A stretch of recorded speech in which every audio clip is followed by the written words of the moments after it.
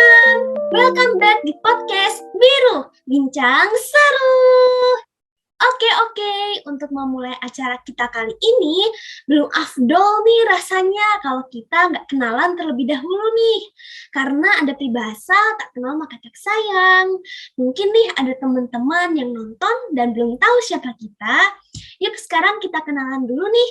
Nah, jadi aku adalah Diana Davino berperan sebagai Lutung Kasarung dan juga Dukun Sakti dalam drama Lutung Kasarung. Di podcast kali ini aku seneng banget nih karena di podcast kali ini aku kedatangan teman-teman yang spesial.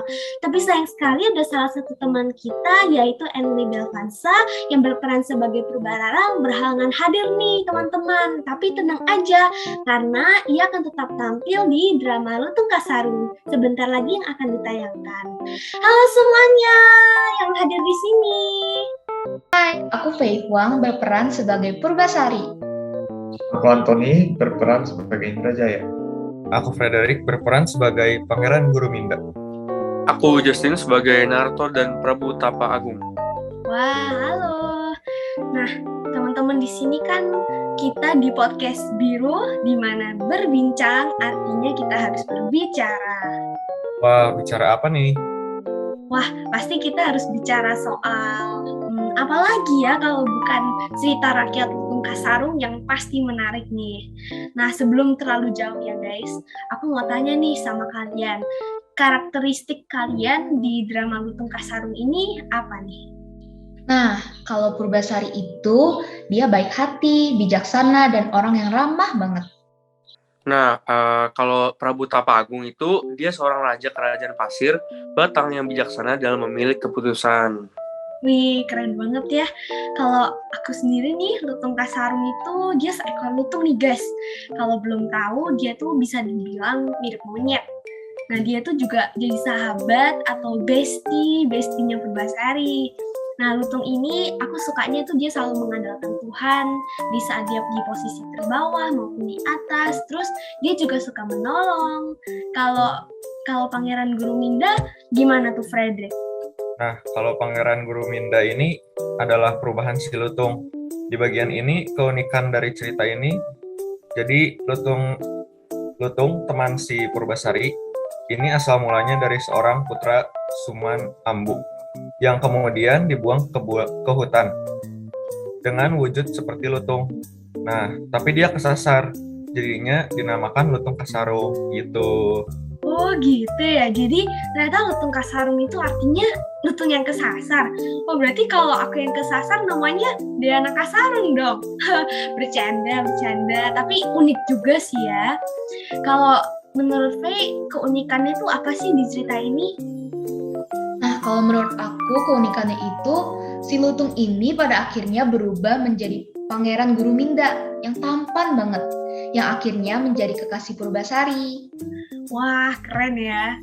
Oh ya guys, jadi ini kan cerita rakyat Lutung Kasarung kita pilih sebagai drama yang akan kita perankan. Tapi sebenarnya Lutung Kasarung ini dari mana? Kalian tahu nggak aslinya di mana? Nah, jadi asal cerita rakyat Lutung Kasarung itu berasal dari Jawa Barat. Tahu nggak di Jawa Barat itu katanya ada kampung Lutung Kasarung. Jadinya katanya dulu itu ada kampungnya masih kumuh, tapi kalau sekarang disulap jadi indah banget loh. Wih, bisa gak sih aku ketemu sama Lutung Kasarungnya langsung? Waduh, kalau ketemu sama lutungnya, sayang banget lutungnya lagi liburan jadi nggak bisa ketemu. Tapi kalian bisa loh kalau mau berwisata ke sana, karena tahun 2019 Kampung Lutung Kasarung ini diperhatikan oleh pemerintah, kemudian ditata menjadi pemandangan yang indah. Nah, kalau mau ke sana, lokasinya di Desa Gunung Cukup. Oke, kita catat ya Desa Gunung Cukup. Nanti kita bareng-bareng tuh liburan ke sana. Nah, kalau dari Faye, adegan apa sih yang paling kamu tunggu-tunggu? Kalau dari aku yang pasti taman di detik akhir-akhir itu loh. Wah, apa tuh ya? Jadi semakin penasaran deh. Yuk guys, kita langsung aja nonton drama Lutung Kasarung sama-sama.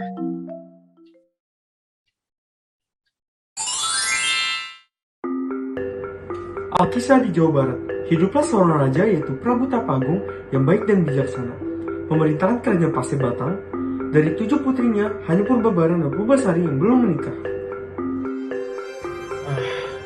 siapa yang akan menggantikan tahta? Jika sesuai hukum adat, Purbararang sebagai anak sulung memang berhak mendapatkan. Namun sifat buruknya membuatku ragu. Tapi jika aku serahkan kepada Purbasari, aku yakin dan percaya ia akan menjadi ratu yang bijak dan baik. Akhirnya, Purbasari menjadi ratu. Namun Purbararang tidak senang karena ia merasa lebih berhak sebagai anak sulung sesuai dengan hukum adat. Sayang, Purbasari telah menjadi ratu. Seharusnya aku yang lebih berhak menjadi ratu di kerajaan ini. Aku ingin menyingkirkan Purbasari. Bagaimana jika kita meminta bantuan Dukun Sakti untuk membuat Purbasari tersingkirkan dari kerajaan ini? Kamu memang lelaki yang cerdik, sayang.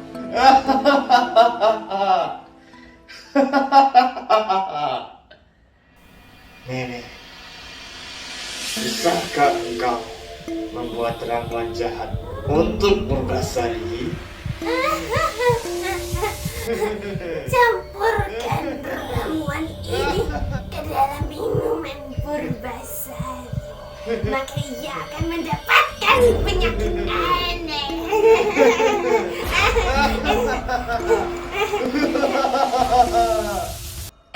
Hahaha. Terima kasih, Nek. Terimalah Mas ini. Sesampainya di istana, Purbararang mencampurkan ramuan jahat itu ke dalam minuman Purbasari. Hai, Dik. Ini aku bawakan minuman menyegarkan untuk sang ratu. Kakak bisa aja. Terima kasih, Kak.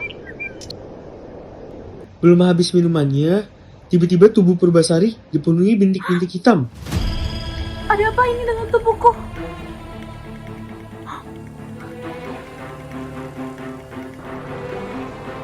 Purbararang segera berlari, mengadu ke raja atas apa yang terjadi pada Purbasari.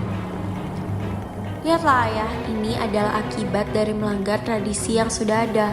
Seharusnya tahta itu punya aku. Para leluhur pasti murka. Atau jangan-jangan kerajaan ini akan terkena kutukan. Terhasut akan perkataan Purbararang, sang raja menyerahkan tahtanya kepada Purbararang, dan Purbasari diasihkan ke istana. Pati menyediakan pondok untuk Purbasari. Untuk menghibur dirinya, Purbasari bermain bersama hewan-hewan di sekitar pondok. Hingga suatu ketika... Jangan sama aku. Jangan takut, Tuan Putri. Aku tak akan mengganggumu. Kau bisa berbicara. Aku adalah Pangeran Guruminda, putra Sunan Ambu dari Kayangan. Tapi karena aku membuat kesalahan, aku dibuang dan kesasar dengan wujud seperti ini. Wah, nasib kita sama. Kalau begitu, mari kita berteman.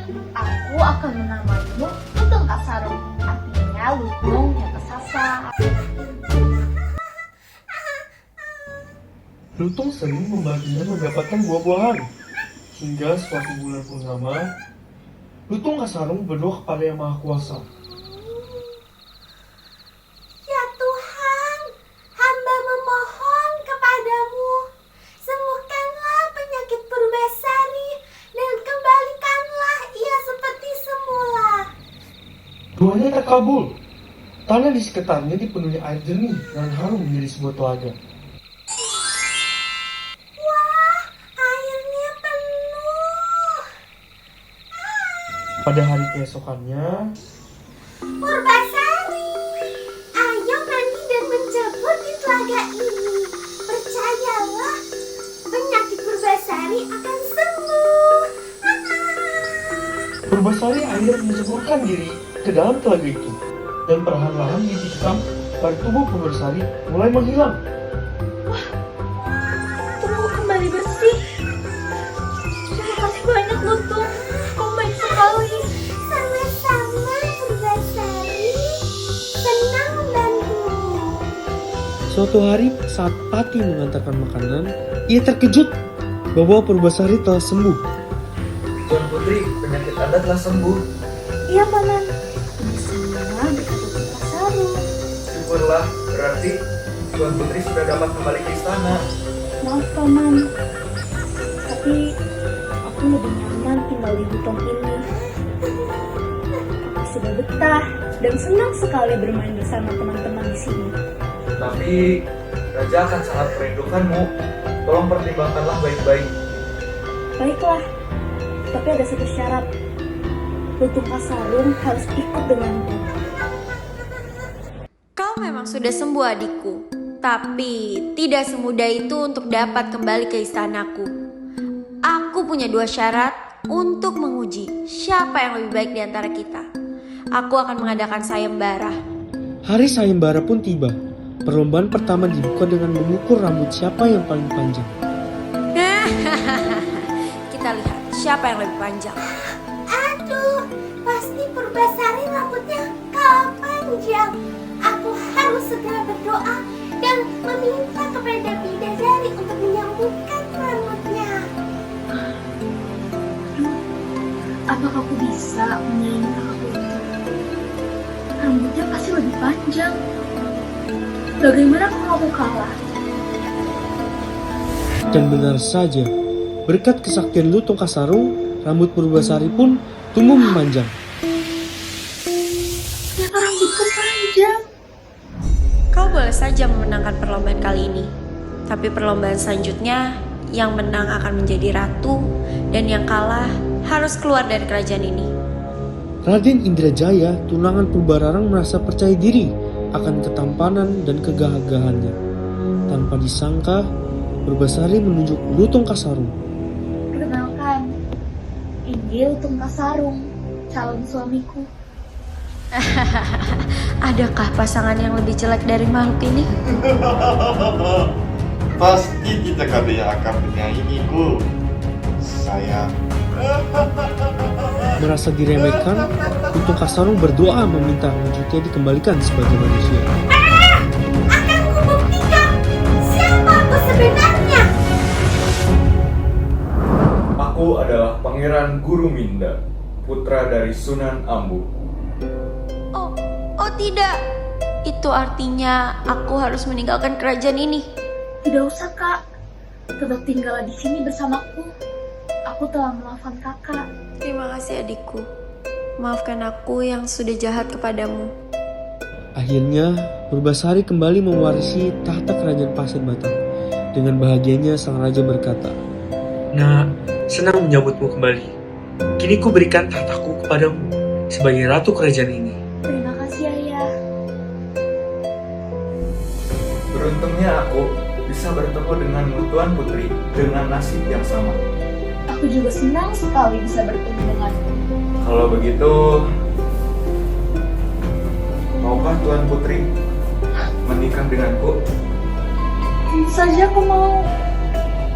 Akhirnya Purbasari menikah dengan Pangeran Guruminda dan mereka menjadi raja dan ratu kerajaan Pasir Batang. Semua rakyat hidup makmur dan bersuka cita karena sang ratu Purbasari yang memimpin dengan adil dan bijaksana.